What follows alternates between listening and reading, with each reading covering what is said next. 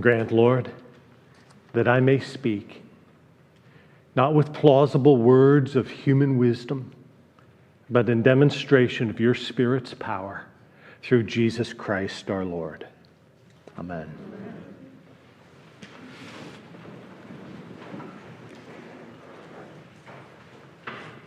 You know, it's funny how the world keeps on not ending.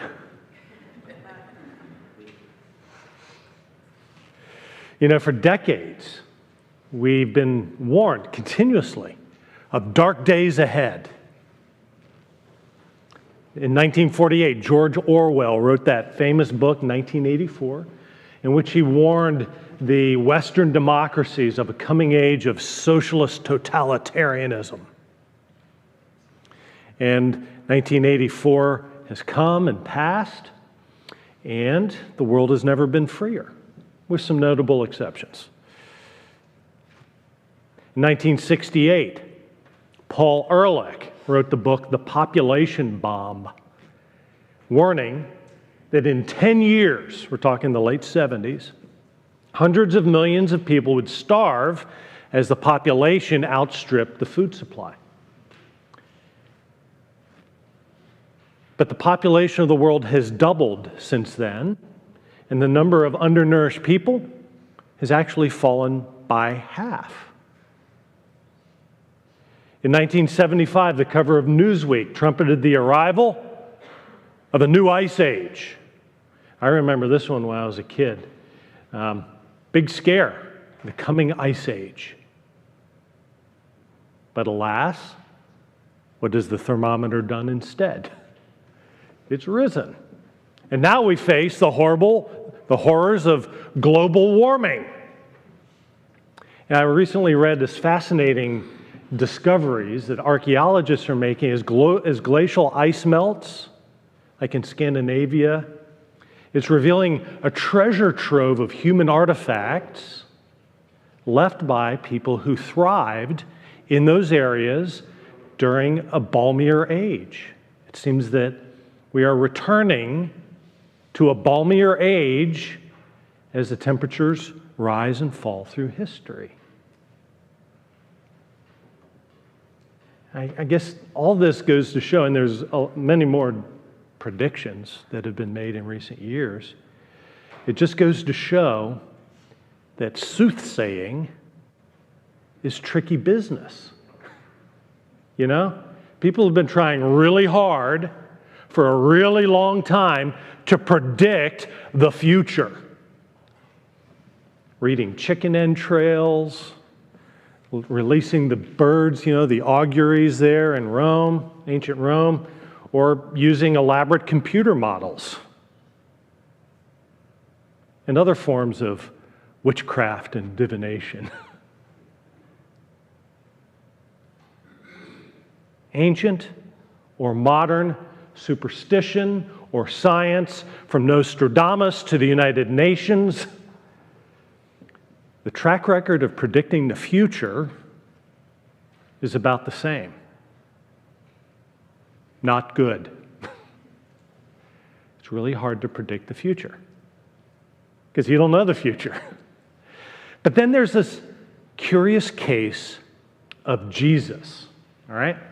He's this carpenter guy from up there in Nazareth, and unlike the other sayers of sooth, the sooth that Jesus said actually came to pass.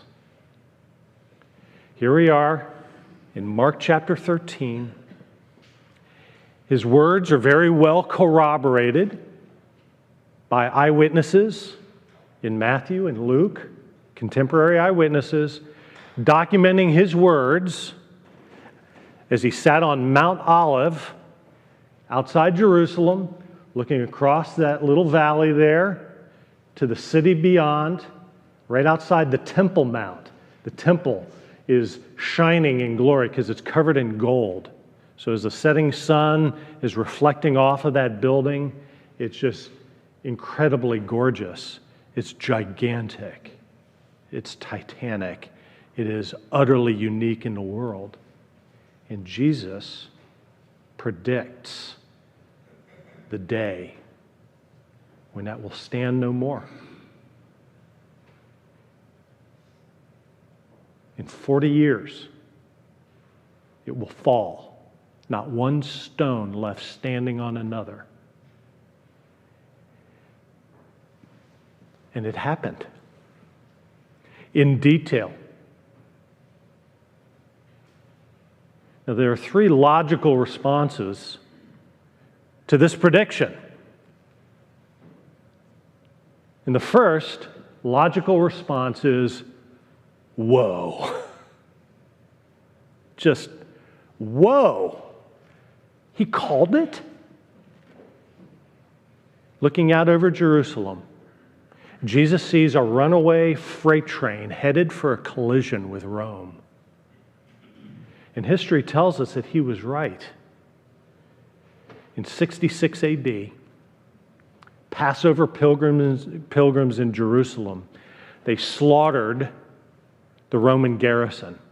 A whole cohort of Roman troops were slaughtered there, and this started the Jewish wars. It was a horrible, horrible, horrible war, culminating in the April of 70 AD, when the Roman armies had swept from north to south, killing every Jew, destroying every city that fought, enslaving anyone that survived. They destroyed everything. And in 70 AD, they set up the rampart around Jerusalem. All the Jews that had been killed resisting in the north, they all fled into the city expecting that God would deliver them there. They all fled there. And the siege lasted for 6 months until in September of that year, the Romans breached the Temple Mount, the last defense, and killed everyone in the city. And when they burned the temple, all the gold that was on the walls, interior walls, exterior walls, it was a building of gold. All that gold melted and it flowed down between the massive paving stones of the Temple Mount. And we were planning a visit there in February of next year. We had our St. Peter's trip. We got word this week that it was canceled. That's very disappointing. We'll get there someday. These massive paving stones on the Temple Mount, the gold melted in between the stones. And of course, the Romans wanted that gold, so they pried the stones apart and they recovered it. Jesus said, not one stone left standing upon another. Josephus, a contemporary historian, eyewitness, chronicled the destruction of the ancient holy city, and he used much the same apocalyptic language as Jesus did to describe the fall of Jerusalem. So, woe. He called it 40 years before. I think we can say woe also because the destruction of the temple was such a momentous event. It changed everything for Israel because the temple is a core symbol of who they are. It represents God's presence in their midst. It's their identity. It's a gathering point for Jews scattered throughout the world. And its destruction left a vacuum at the heart of the people of Israel. Woe, woe, woe is me. I mean, what a horrible, horrible thing to happen. And so the second logical response to Jesus' prediction is, why? Why is the temple destroyed? And the answer is simple. Its job is done. The Hebrews writer explains it right here in our epistle, in verse 11. He said, every day, or every priest stands daily at his service, offering repeatedly the same sacrifices, which can never take away sins. Okay? Do you see the futility of that? That's what was happening in the temple in Jerusalem. When the Hebrews writer wrote this, he wrote it to Christians who grew up in the shadow of the temple, who lived there their whole life. But the Hebrews writer continues. He says, but when Christ had offered for all time a single sacrifice for sins, he sat down at the right hand of God. All right? It's finished. So now in verse 17, I will remember their sins and their lawless deeds no more. Where there is forgiveness of these, there is no longer any offering for sin. All right, so Jesus' once for all sacrifice makes the temple obsolete, which is why when Jesus was crucified, multiple witnesses report the tearing of the veil in the temple from top to bottom, exposing the most holy place. It is finished. So think of the temple as a launch pad, okay? Like for a rocket. There's a rocket that's ready for launch, and around the rocket are the towers with the wires and the pipes and the hoses, with the elevator that goes to the top for the astronauts to climb into the capsule at the very tip of it, right? All the supporting infrastructure that ready the rocket. You picture that? And when the rocket blasts off, all that stuff falls away and is consumed in flame. Its job is done. See that? And away goes the rocket. Its job is done. The temple's job is done. And on a quick side note, that's also why the temple will never be rebuilt in Jerusalem. There's a lot of Christian end-time prophetic teaching that predicts, there's that word again, that the temple will be rebuilt. But for what? And with whom? I mean, the priestly lineage of Aaron, the high priest, is lost forever. We do not know who the heirs of Aaron are to even be priests, even if the temple were rebuilt. All right? So, why? Because its job is done. Now, the third logical response to Jesus' prediction is, okay, what then? What do we do without the temple? Well, Hebrews 10 answers that for us, all right? It answers that for readers who were raised in the shadow of this doomed structure. They lived in frenzied times. The temple authorities felt their power slipping away, and they became more fanatical in wielding it. They were putting enormous pressure on those Jewish followers of Jesus in and around Jerusalem, who are the readers of this letter of Hebrews. They were under enormous pressure to return to the fold of traditional temple Judaism. And Hebrews is written to show them why they should stay with Jesus as the Messiah. Because Jesus replaces the temple at the heart of God's people. So important. Therefore, friends, he urges his readers, he urges us to do three things. Since Jesus replaces the temple, there are three things to do. The first is worship, okay? We see that in verse 21 here. And since we have a great high priest over the house of God, verse 22, let us draw near with a true heart, in full assurance of faith. Draw near, people. You know, they faced enormous opposition, and they need to stick with the message that Jesus is the Messiah. Oops, that's actually the next point.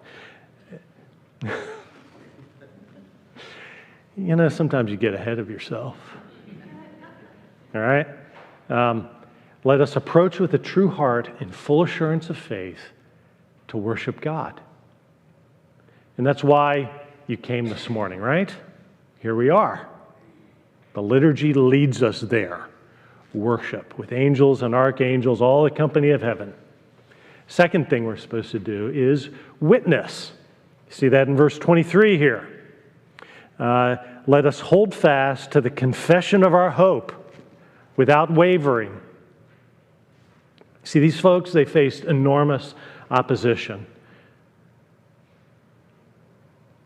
And so they need to stick to the controversial message that Jesus is the Messiah.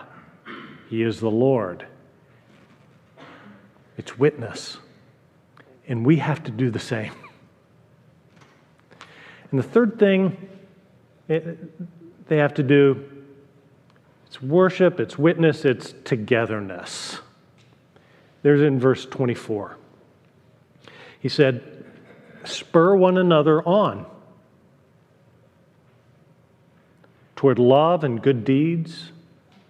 Spur one another on. Not giving up meeting together as some are in the habit of doing, but encouraging one another day after day as you see the day draw near. You know what, folks? Togetherness with each other is the only way Christians make it.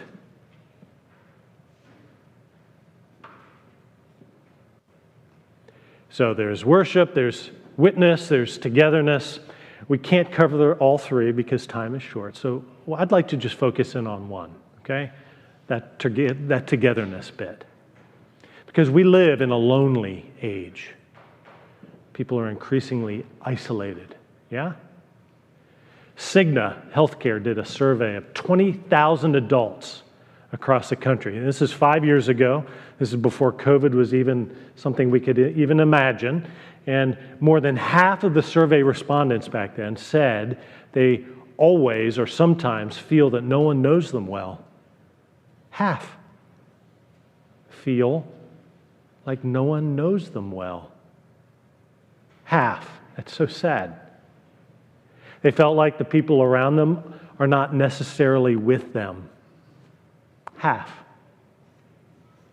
2 in 5 respondents felt that they lack companionship, that their relationships aren't meaningful, that they are isolated from others. 2 in 5. And think of how much more challenging that is now.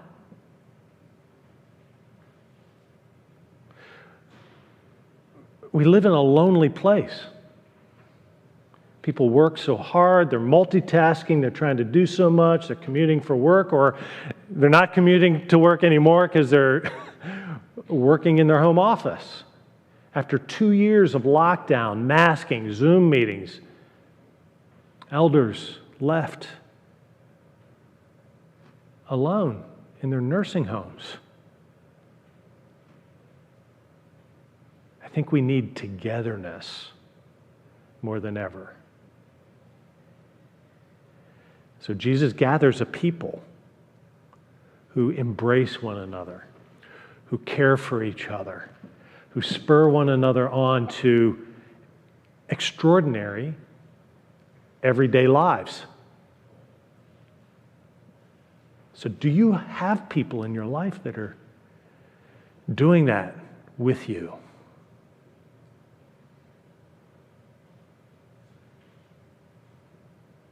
Who are allowed to spur you on to be a better person? We have a lot of togetherness around here.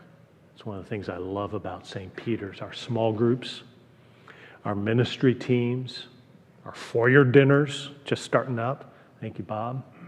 Getting that going again. Are you part of one of these things, one of these groups, one of these ministries? Are you part of that? If you aren't, I think the Hebrews writer is saying, you should.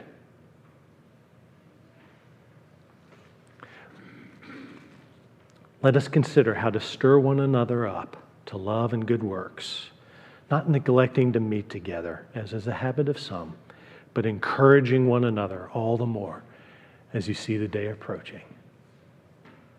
Let's take a moment of silence.